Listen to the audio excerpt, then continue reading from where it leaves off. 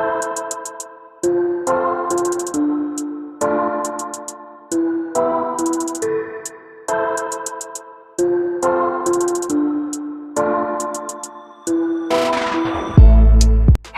halo everybody, ketemu lagi bareng Mbak Yu di podcast Suka-Suka Desember part kedua. Semoga nggak banyak yang akan kita bahas, tapi ya kalau panjang ya panjang, kalau nggak ya nggak.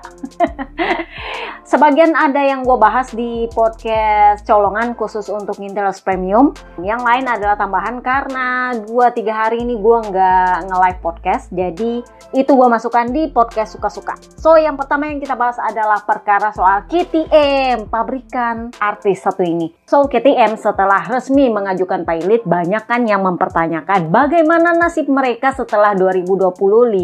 Kan udah gue bilang 2025 kan udah ada tuh mesinnya, udah ada. Cuman gue sendiri nggak yakin apakah pengembangannya berjalan dengan baik atau enggak. Oke, mesinnya udah ada, itu kan nanti akan disegel di Buriram. Setelah itu tahun 2026 engine freeze, artinya mereka akan memakai mesin yang sama yang dipakai tahun depan, jadi nggak perlu ada pengembangan. Oke, cuman masalahnya adalah biayanya. Kan di podcast Suka-Suka part pertama gue udah bilang bahwa sebenarnya bukan masalah mesinnya, biayanya ini siapa yang tanggung. Nah waktu itu gue bilang sepertinya Red Bull yang akan menanggungnya. Dan ya, Hervé Poncharal akhirnya buka suara. Jadi dia bilang ya ini sebenarnya sudah menjadi concern kami ketika di tes Barcelona, karena kami sempat bertemu dengan Stefan Pierer dan juga Dorna, Carmelo Ezpeleta, untuk membicarakan bagaimana strategi jaga-jaganya. Kenapa? Karena KTM ini masuk dalam MSMA. Mereka adalah asosiasi pabrikannya MotoGP. Nah, sementara Hervé Poncharal ini adalah ketuanya IRTA, ketuanya asosiasi tim-tim. Jadi, ternyata mereka ini sempat ngumpul-ngumpul ketika di tes Barcelona untuk jaga-jaga gimana kalau misalnya pabrikan ini ternyata nggak bisa membiayai MotoGP-nya.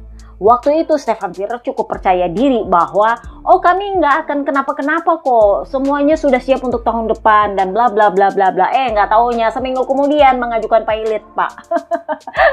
Jadinya ketahuan bahwa mereka punya kewajiban itu menjadi 3 miliar euro, dan jelas itu menjadi salah satu kebangkrutan terbesar perusahaan Austria. Tetapi Hervé Poncharal kembali mengatakan kami tidak khawatir sebagai tim satelit yang berada di bawahnya KTM. Kenapa? Karena sejujurnya setelah tes Barcelona kami sempat datang ke Austria. Jadi KTM Racing sebagai anak perusahaannya KTM itu punya pusat atau basis di Switzerland, di Swiss, Austria. Tetapi departemen balapnya itu ada di Austria. Kenapa? Karena mereka yang bikin mesin dan segala macam part-partnya, sasisnya, kayak gitulah. Nah, setelah tes Barcelona, dia, Papanina, Manuel Casox, kepala krunya Papanina, plus Giri Boula, kepala krunya Enea. Enea-nya nggak ikut. Itu ke Austria mendatangi departemen balapnya KTM. Jadi Hervé Poncharal bilang kami yakin 100% bahwa semuanya akan baik-baik saja tahun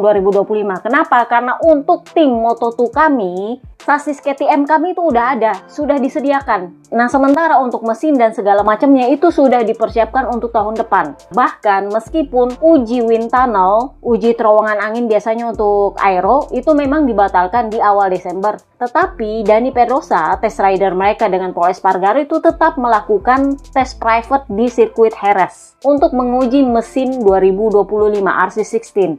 Jadi menurutnya Hervé Poncharal, gak ada masalah tahun depan semuanya berjalan normal. KTM boleh jatuh, tapi departemen balapnya baik-baik saja, itu tidak diganggu-gugat.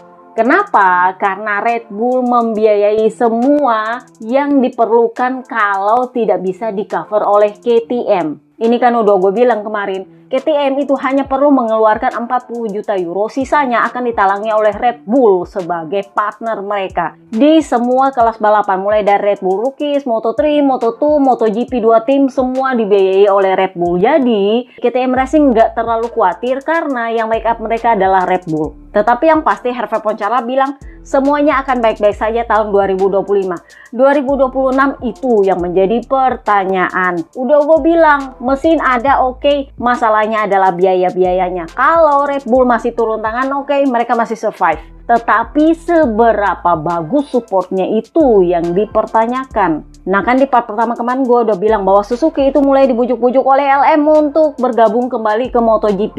Bosnya Suzuki sendiri bilang ya kami memang tidak menutup kemungkinan untuk kembali lagi ke MotoGP. Ini yang pernah dibilang juga oleh Papi Prisupo, bukan hal yang mustahil kami kembali lagi ke MotoGP. Tetapi bosnya Suzuki bilang kami perlu membenahi dulu penjualannya baru kami kembali ke MotoGP. Dan kalaupun kami kembali ke MotoGP, kami harus bisa menang. Kenapa? Karena ini perkara bakar duit. Ngerti nggak?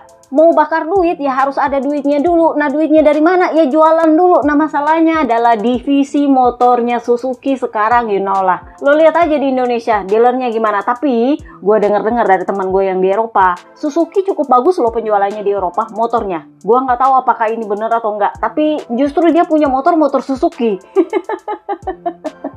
Di saat Suzuki punya penjualan motor di wilayah Asia nggak terlalu bagus, di Eropa justru penjualannya katanya itu lumayan. Jadi katanya bosnya Suzuki, kami harus menggenjot dulu penjualan supaya dapat nih duitnya buat masuk ke MotoGP untuk mengembangkan motor. Karena kalau kami masuk asal-asal masuk tanpa menang secepatnya, ya itu sama aja bakar-bakar duit lagi. Mereka kan hengkang dari MotoGP gara-gara nggak mau bakar duit kan. Meskipun mereka sudah punya gelar loh kemarin tuh, tetap aja keluar. Meskipun ya mereka tetap membantah, oh bukan perkara duit, karena kami lebih ingin fokus dengan motor yang ramah lingkungan. Bullshit. Pasti itu perkara duit, karena ujung-ujungnya bosnya Suzuki bilang kami perlu membenahi dulu penjualan baru bisa masuk, karena nggak ada duitnya emang. Bener nggak sih? Nah, jadi pirti nyi idili, rider-ridernya KTM tahun 2026 bakal kemana? Ya, kalau Suzuki bisa masuk, Papa Nina bisa balik lagi ke Suzuki. Bener? Enya ya bisa ke Suzuki atau dia pindah ke Honda di mana Papa Yohan balik lagi ke Suzuki. Kalau Honda nggak memperpanjang, ya bisa juga. Tetapi kan kemarin gue bilang yang jadi pirti nyi idili, Acosta bakal kemana? Karena bukan masalah dia nggak mau, tapi orang bakal rebutan. Acosta sendiri sempat ditanya, jadi dia bilang, ya saya sendiri sebenarnya nggak terlalu peduli sih, karena ini bukan urusan saya. Tugas saya adalah memperbaiki apa yang saya kurang di tahun rookie saya kemarin, agar punya performa yang lebih bagus di tahun depan. Misalnya tetap ditanya, tahun depan motornya lebih bagus dari tahun ini apa enggak? Bener nggak?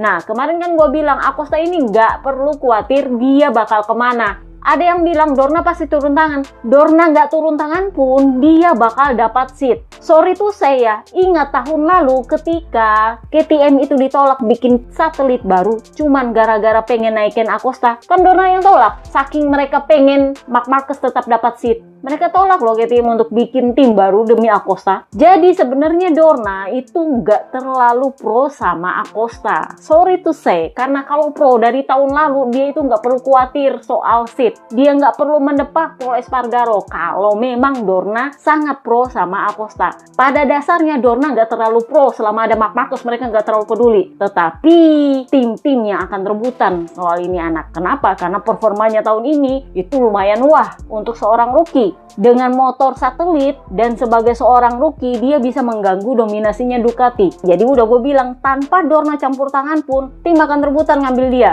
Bahkan kalau itu berarti harus menepak salah satu rider mereka. Dan sorry to say VR46 adalah antrian pertama. Kenapa? Karena sejak di Moto3 mereka yang udah ngelamar Acosta, cuman kan kemarin Stefan Piran nggak mau pertama. Yang kedua Red Bull nggak mau lepas dia. Jadi sebenarnya apapun yang terjadi di tahun 2026, Acosta nggak perlu khawatir soal seatnya karena tim akan rebutan. Kuncinya cuma satu, Red Bull mau lepas dia. Kenapa? Karena kalau mau masuk ke VR46, dia harus lepas Red Bull dan masuk di Monster Energy. Sama seperti seniornya dia, Marc Marquez, si Malin Kundang. Jadi sisa Red Bullnya apakah mau berbesar hati mendukung masa depannya Acosta atau bagaimana? Karena menurut gua, Acosta bukan rider yang nggak tahu terima kasih. Dia sampai menolak VR46 kemarin cuman gara-gara dia balas budi sama Red Bull. Nah di VR46 dia mau mendepak siapa ya? Siapa lagi kalau bukan rider cool Morbidelli, karena kan dia punya kontrak cuma 1 tahun. Jadi tahun depan akan menjadi tahun yang krusial untuk Morbidelli. Why? Karena dia akan memakai motor yang sama dengan yang dia pakai tahun ini, jadi nggak ada alasan adaptasi. Yang kedua, ini adalah tahun kedua dia di Ducati. Kalau performa dia justru nggak sebagus Fermin Aldegar yang akan jadi rookie tahun depan di Ducati, Uchiyo sendiri nggak bisa pertahankan dia. Celestino Vietti ngantri loh. Dia itu ketunda, sampai akhirnya performa dia nggak sebagus itu di Moto2. Dan akhirnya gue bilang masa dia udah lewat. Karena ketika masa dia bagus-bagusnya, anak-anak VR46 di atas ini nggak bisa diganggu-gugat. Nah begitu anak-anak VR46 bisa diganggu-gugat, nah dia nggak bisa masuk. Karena performa dia nggak cukup untuk bisa masuk di MotoGP. Nah kalau dia nggak di VR46, dia bakal kemana? Ya pindah tim. Cuman ya kalau pindah tim ya pertanyaan lagi, pindahnya ke tim mana? Karena yang habis kontrak juga tahun depannya cuman Papa Pip, itu perkaranya. Balik lagi ke Yamaha. Tetapi menurut gue sih kecil kemungkinan dia pensiun. Kenapa? Karena gosip berhembus sepoi, tanggal 12 bulan 12 nanti Dorna akan mengumumkan bahwa Brasil itu akan masuk dalam jadwal MotoGP mulai tahun 2026. Katanya sih kontraknya sampai 2028 dan ada kemungkinan diperpanjang sampai 2030. Kenapa? Karena seri Brasil ini direncanakan akan menggantikan seri Argentina. Karena kan Argentina sampai sekarang masih nggak tahu gimana model karena mereka lagi dalam kondisi krisis keuangan. Jadi ya budgetnya lebih diutamakan untuk sepak bola, sementara untuk balapan motor no oleh presidennya. Jadi Brasil itu direncanakan akan menggantikan Argentina. Nah siapa rider akamsinya? Ya Morbidelli. Bener nggak? Ya bisa sih Moreira karena dia kan juga rider Brasil, tetapi Frankie Morbidelli tetap adalah kartu asnya Dorna kalau mau menggelar balapan di Brasil. Jadi ya menurut gua kecil kemungkinan tahun 2026 dia pensiun. Kalau dia mau tetap bertahan di VR46, dia harus punya performa yang bagus di tahun 2025. Paling enggak harus lebih baik dari Velmen Adegar yang adalah rookie karena motornya sama, ditambah dia lebih senior 1 tahun. Bener nggak? Dan semoga KTM masih bertahan sehingga Pedro Acosta masih tetap ada di KTM. Petinggi KTM sendiri ditanya, kenapa ketika perusahaan ini dalam kondisi bangkrut-bangkrutnya, mereka tetap kekeh berada di MotoGP, tetap kekeh bakar duit di MotoGP. Kan udah gue bilang, di MotoGP itu keluar duitnya banyak. Minimal 70 juta euro loh untuk satu pabrikan. Tetapi mereka tetap bertahan di situ, bakar duitnya di situ. Suzuki aja hengkang coba. Tahu nggak petinggi KTM bilang apa? KTM itu bukan apa-apa kalau nggak ada di MotoGP. Ini kayaknya dari ketika gue membahas Suzuki hengkang, gue udah bilang bahwa MotoGP itu punya brand image-nya sendiri. Mau lu bapuk, mau lu kagak bapuk, tapi kalau lu balapan di MotoGP, itu punya brand image-nya sendiri. Terutama kalau performa lu bagus. Jadi gue nggak bisa salahkan strateginya KTM untuk mempertahankan MotoGP-nya. Karena ya memang brand image-nya itu bergantung di situ. Yang KTM harapkan adalah performa para ridernya ini akan bagus tahun depan sehingga itu akan memancing pemasarannya. Jadi meskipun pabrik mereka nggak berproduksi, itu kan masih ada sisa stok motor sekitar 130.000 unit, itu belum terjual. Jadi kalau performa mereka di MotoGP bagus, brand image-nya bagus, itu akan lebih mudah terjual. Kurang lebihnya kayak gitu. Pirtinya ini idili, apakah para rider kelas kakapnya mereka ini mampu atau enggak? Itu adalah tanggung jawab yang amat sangat besar. Jadi penjualan produk dan promosi itu akan sangat bergantung pada performa mereka. Kurang lebihnya kayak gitu. Nah, kalaupun KTM harus bubar, jalan benar-benar bubar, gue perkirakan itu adalah tahun 2027 ketika motor mulai di 850 cc dan ketika itu semua tim satelit juga harus sama motornya. Jadi kemarin ada yang nanya ke gua, Mbak Yu, tahun 2027 itu tim satelit harus pakai motor yang sama dengan motor pabrikan nggak? Sama semuanya 850 cc. Cuman yang membedakan adalah kalau mau beda adalah speknya. Yang spek A, spek B, spek C. Ala-ala Yamaha. Kurang lebihnya kayak gitu. Tetapi semuanya pakai motor pabrikan. Cuman bedanya adalah spek. Beda dengan yang tahun ini ada yang pakai motor bekas, ada yang enggak kayak di Ducati. Tetapi kalau tahun 2027 even di Ducati semuanya pakai motor yang sama. Cuman bedanya Panther adalah speknya. Nah, itu adalah tahun dimana KTM mungkin bener-bener udah nggak ada. Dan ini yang membuat LM itu sangat bergantung pada BMW dan Suzuki untuk gabung mengambil slot yang mereka tinggalkan. Kemarin ada yang tanya, Tech 3 bakal kemana? Kan udah gue bilang ya harus ganti pabrikan. Tetapi ya bisa dia gabung dengan pabrikan yang baru ala-alanya Gresini dengan Aprilia beberapa tahun lalu. Itu bisa.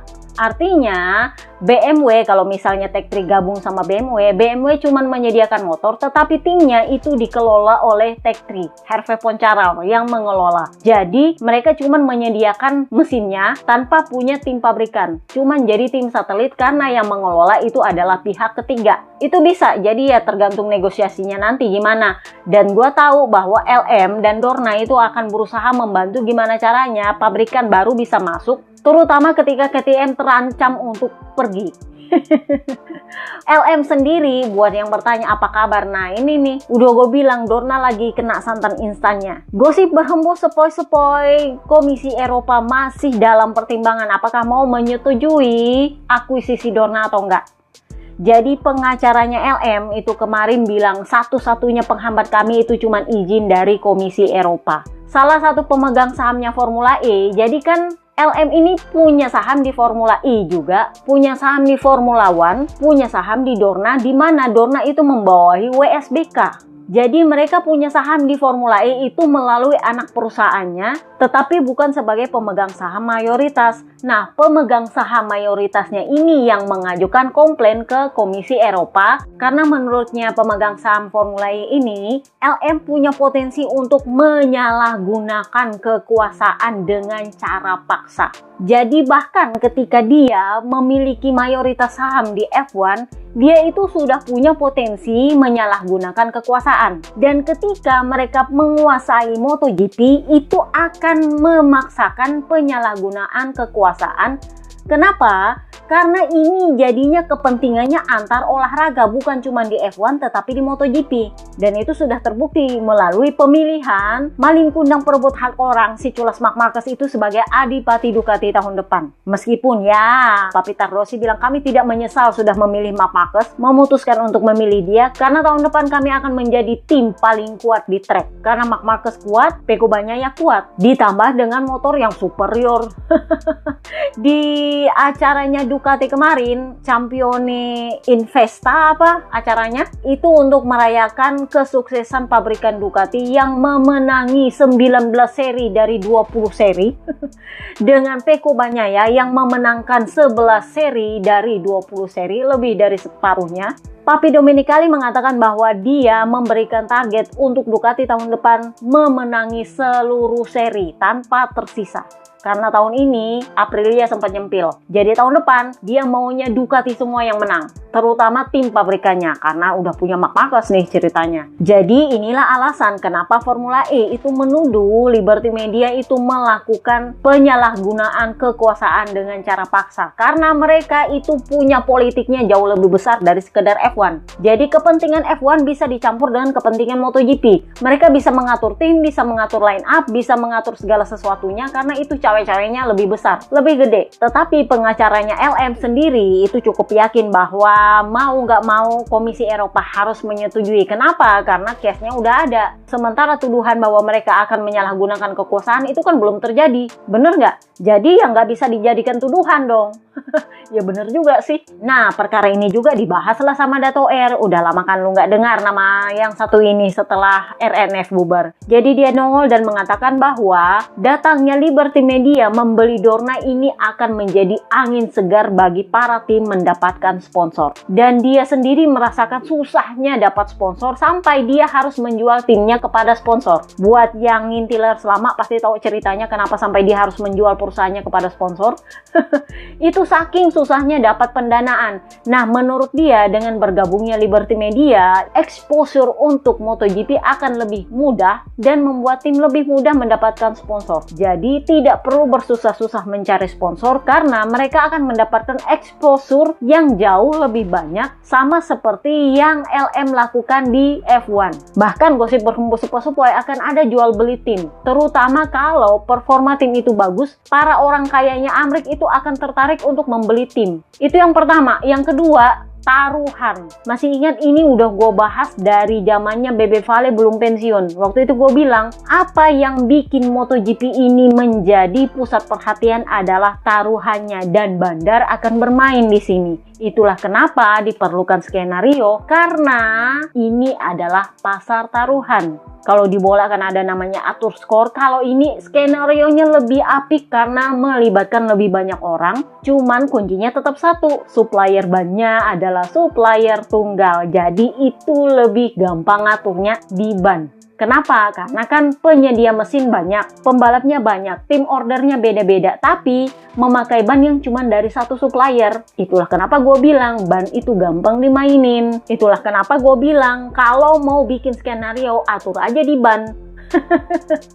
Karena suppliernya satu, sementara kalau motor itu kan beda-beda supplier, tim juga beda-beda manajemen, rider juga beda-beda kebangsaan, beda-beda karakter, lu nggak bisa ngatur, tapi ban bisa diatur, ngerti nggak? Jadi para tim itu berharap bahwa dengan bergabungnya Liberty Media sebagai owner yang baru, exposure kepada publik, terutama kepada orang-orang Amerika yang kaya-kaya itu lebih gampang, sehingga mereka lebih gampang dapat sponsor dan lebih gampang dapat duit. Itu yang pertama. Yang kedua, dramanya diperlukan. Kalau kemarin ada yang bilang, itu nggak bagus tuh buat para fans-fans dan hater-hater itu ribut. Justru Liberty Media akan cari itu. Karena makin ribut fans, itu makin bagus untuk pembahasan di media sosial. Bener nggak? Makin lu ribut di media sosial, itu makin banyak exposure-nya. Jadi buat yang bilang, yang ini masih sakit hati, yang itu masih bawa-bawa. Sorry tuh, itu yang dicari Liberty Media. Makin lu ribut, makin lu toksik, makin dicari. Itulah kenapa Marc Marquez itu masuk dalam proyek cawe-cawe. Karena ABR itu adalah fans toksik di MotoGP. Mereka itu saking menyembahnya Marc Marquez, itu akan melakukan apapun untuk bisa membuat Marc Marquez punya image itu jadi dewa. Dan itu yang diperlukan oleh Liberty Media. Kemudian bursa taruhan. Marc Marquez itu adalah sumber bursa taruhan di MotoGP. Itulah kenapa mereka akan memaksa Marc Marquez ada di sana sampai ada ikan new baru yang bisa mengimbangi bursa taruhan di MotoGP, mengalahkan nama Marc Marquez. Dan itulah kenapa nama Acosta masuk. Ditambah lagi mereka perlu konten-konten yang menarik perhatian. Itulah kenapa radio halo-halo itu akan dipaksakan tahun depan, karena mereka perlu suara, entah itu orang ribut kayak orang maki-maki kayak terserah lah. Yang penting ada konten yang membuat para fans dan penonton itu merasakan gimana sih tegangnya jadi rider MotoGP, pengalamannya yang dicari. Tetapi di saat yang sama rider juga merasa terganggu dengan konsentrasinya. Jadi ya kita lihat nanti ini radio halo-halo gimana model. Nah, ngomongin soal Marc Marquez, kita bahas lah. Sama Alex, adiknya bicara. Jadi dia bilang, terus terang tahun ini saya merasa pressure-nya sedikit lebih tinggi. Kan udah gue bilang kemarin. Alex Marquez ini awalnya emang kelihatan senang nih bisa satu tim sama kakaknya. Tapi ya tunggu dulu. Akan kelihatan keselnya ketika kakaknya itu lebih didukung dan lebih disupport oleh tim dibanding dia. Dan itu kan lu bisa lihat di tengah musim dia mulai cranky. Mulailah dia segala macam ribut sama Pecco lah, mulai ribut sama orang lain lah. Padahal di awal-awal musim dia itu lumayan agak santai, bahkan sempat netral di kasus Portimao Clash. Karena dia tahu Pecco seperti apa dan dia tahu kakaknya seperti apa. Tetapi di pertengahan musim mulailah dia cranky, bahkan dia sendiri yang menggulung Pecco. Karena dia tahu bahwa tim itu sangat support kakaknya, lebih support kakaknya dibanding dia. Jadi dia bilang, terus terang saya mengakui bahwa musim ini tekanannya lebih tinggi dari biasanya, karena saya punya kakak saya di sebelah saya. Setelah tahun 2020 ketika saya satu tim dengan dia tapi ternyata tidak berjalan dengan baik karena dia cedera hampir satu musim dan saya otomatis tidak bisa balapan bersama dia. Tahun ini adalah tahun dimana saya bisa mewujudkan itu bersama kakak saya, tetapi di saat yang sama tekanannya lebih tinggi. Kenapa? Karena tim ini adalah tim yang kecil, tetapi di saat yang sama tuntutannya lebih tinggi. Nah, ketika dia ditanya soal kakaknya bergabung, dia akhirnya buka suara. Jadi masih ingat seri Misano tahun lalu ketika Marc Marquez itu kasih clue dia sedang negosiasi dengan pihak lain?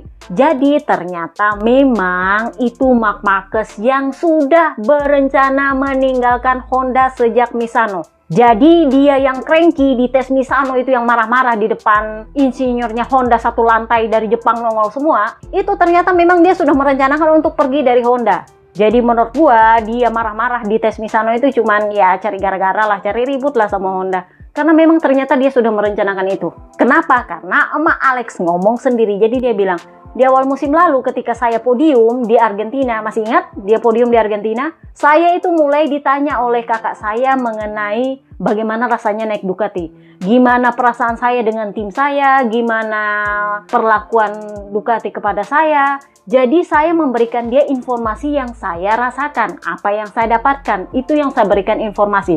Dan ternyata setelah masa yang sulit, dia berminat untuk bergabung. Dan ketika itu saya bertanya dulu ke Gresini, Gresini, kakak saya mau gabung nih. Tetapi konsekuensinya itu nggak mudah, karena satu, kita akan punya jorno yang akan menyoroti kita. Begitu pintu dibuka, kita akan punya 20 jorno di depan pintu. Yang kedua, tekanannya jelas akan lebih tinggi, karena dia adalah jurun 8 kali dan performa dia itu akan sangat disoroti. Kalau dia gagal, tim ini akan menjadi bahan kritikan. Dan waktu itu Massini dan dia itu bilang tidak masalah, kami siap menerima dia. Ya iyalah, karena kan dia bawa duit. Mark Marquez sendiri bilang, ya saya tanda tangan kontrak, bonus pun saya nggak dapat. Gaji nggak dapat, bonus nggak dapat, semuanya untuk tim. Artinya dia memang pay rider dan dia memang berniat hengkang dari Honda bahkan sebelum Misano. Jadi ya wajar kalau Honda merasa amat sangat dikhianati ketika dia mengajukan pengunduran dirinya, exit letternya di Motegi. Waktu itu kan petinggi Jepang bilang bahwa kamu nggak perlu kembali. Karena waktu itu di exit letternya, Mark Marquez bilang saya akan kembali ke Honda kalau kondisinya Honda sudah lebih baik. Waktu itu petinggi Honda bilang no, ditulis di situ no, kamu nggak perlu kembali. Saking sakit hatinya Honda karena ternyata ketika mereka mendatangkan seluruh lantai di departemen pengembangannya Honda di Jepang untuk datang ke tes Misano cuman untuk dimarah-marahin sama Mark Marquez, itu ternyata Mark Marquez memang sudah berniat untuk pergi dari Honda. Emang pengkhianat sih ini satu, malin kundang. Nah, perkara soal itu Carcetti, sang kepala kru ngomong. Jadi dia bilang, sebenarnya kondisi bahwa Mark Marquez itu pengen pindah ke tim pabrikan itu mungkin tidak akan menjadi seperti itu kalau dia menang lebih cepat. Jadi kan kondisinya kemarin dia baru menang di Aragon, di Misano 1, sama di Phillip Island.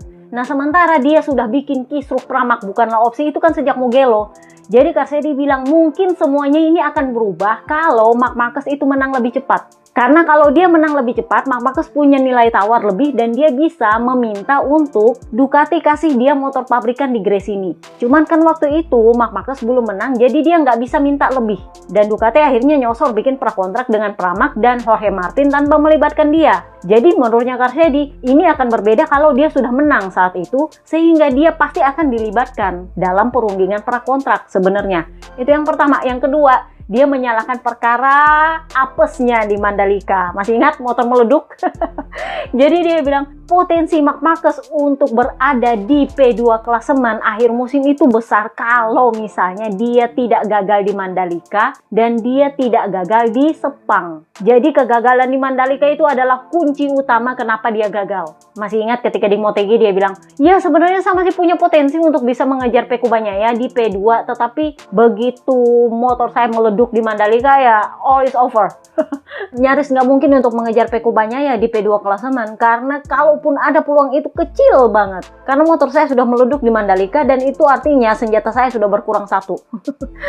Jadi ya pada akhirnya Liberty Media senang karena sesuai dengan skenario Mark Marquez akhirnya mengisi kursi adipati dan terbuanglah Jordan Mancage ke Aprilia. Ini kemarin dia sempat perayaan di kota asalnya. Dia dan towernya itu diarak keliling kota. Dan dia bilang pialanya disimpan sama mamanya. Nah, ngomongin soal Jorge Martin dan Aprilia. Ternyata Aprilia itu nyaris masuk konsesi akhir musim ini. Jadi ngintel premium kemarin kan udah gue bilang bahwa Papi Perisopo sempat bilang curiga bahwa Aprilia sebenarnya nyembunyiin kartunya setelah tengah musim. Karena kan memang di awal musim mereka lumayan bagus lah. Papa Nina sempat double win di kota. Jadi sebenarnya nggak seburuk-buruk itu sampai tengah musim mulailah mereka amburadul. Jadi kan Papi Perisupo sempat pikir, mungkin nyembunyiin kartu nih, karena kan waktu itu papa kembar kan pengumuman pensiun. Dan sejak papa kembar pengumuman pensiun, Aprilia itu sudah nggak bisa mendominasi. Meskipun ya lumayan bagus, tapi pada akhirnya agak susah untuk bisa seperti awal musim mereka double win dan segala macam, sudah susah. Jadi menurutnya Papi Perisupo kayaknya mereka nyembunyiin kartu karena mereka tahu bahwa para rider mereka ini akan hengkang. Yang satu bakal ke Honda, yang satu bakal ke KTM. Jadi nggak mau memperlihatkan teknologi mereka, kartu mereka, cuman memberikan support aja. Itulah kenapa di akhir musim perolehan poin mereka justru ada di bawahnya KTM yang sudah mengajukan pilot. Jadi perolehan poinnya KTM itu 44%, sementara Aprilia punya itu 40, sekian persen. Mereka cuman unggul sekitar 43 poin untuk ada di batas minimal kelas D, kelas konsesi. Karena tanpa 43 poin itu mereka akan masuk konsesi, gabung sama Honda sama Yamaha. Jadi seperti yang di postingan blog gue bilang, ini yang jadi pertanyaan, mereka akhir musim ini melorot gara-gara apa? Apakah seperti kata Papi Perisupo bahwa mereka menyembunyikan kartunya, atau memang ada masalah dengan Aprilianya? Karena kalau memang ada masalah dengan Aprilianya, nah ini akan jadi masalah di tahun depan. Kenapa? Karena kalau gue perhatikan, Aprilia ini lumayan bagus di sirkuit yang nggak terlalu panas. Tetapi begitu mereka memasuki musim panas, Sachsenring, Mugello, Silverstone, bahkan di Silverstone yang mereka lumayan bagus, justru nggak bisa ngapa-ngapain karena kondisi panas. Jadi menurut gue itu sebenarnya memang perkara mesin, bukan perkara sembunyiin kartu sih. Karena kan Aprilia memang punya masalah overhead dan nampaknya sampai tahun ini itu masalah nggak diselesaikan.